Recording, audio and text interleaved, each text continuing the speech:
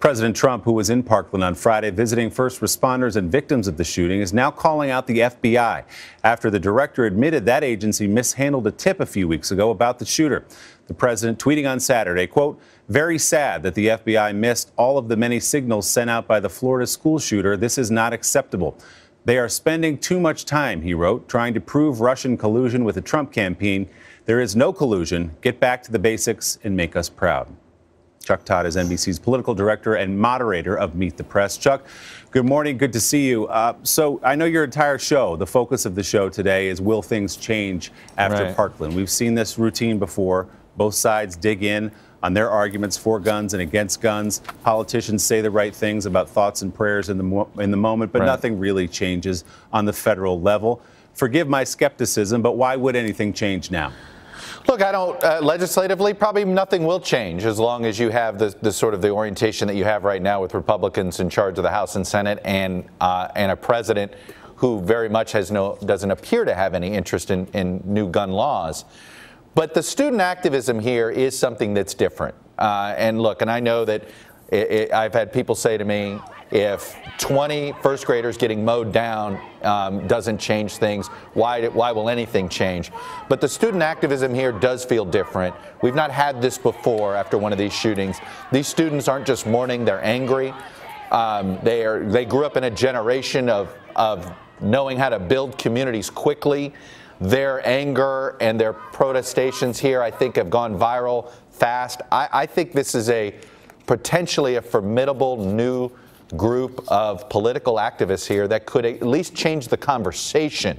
And that's what you have to do first, Willie, before you're going to get legislation. Yeah, those kids have been passionate and incredibly impressive over the last couple of days. Within that tweet from the president I just read, Chuck, is also yes. a pivot toward the Russia investigation. His suggestion is that the FBI is focusing too much on Russia and losing tips on potential school shooters, which is preposterous on its face.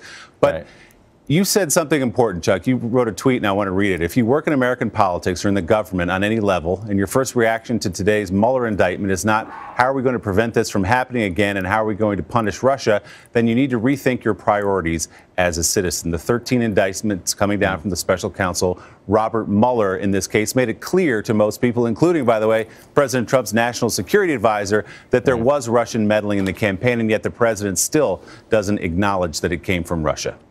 Not only that, Willie, I believe we're up to a dozen tweets since the Mueller indictments were released on Friday, having to do in some form with the indictments, and he has yet to impugn Russia.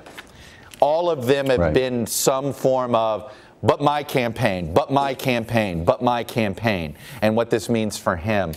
I think that is what's probably got to be alarming to some folks in the intelligence community, our allies around the world, that the President of the United States' first reaction to this isn't, wow, we have now definitive proof of what Russia's been doing, and it was one of the closest friends of Vladimir Putin. He ordered this. We got to do something.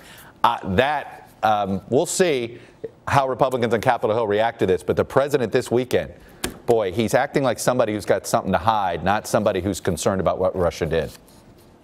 A lot to talk about this morning. Chuck Todd, thank you as always. We'll look for much more this morning on Meet the Press, where Chuck will dive into that question. After Parkland, will anything change? Among Chuck's guests, Democratic Senator Bernie Sanders and Oklahoma Republican Senator James Lankford. Hello, Today fans. Thanks for checking out our YouTube channel. Subscribe by clicking that button down there and click on any of the videos over here to watch the latest interviews, show highlights, and digital exclusives.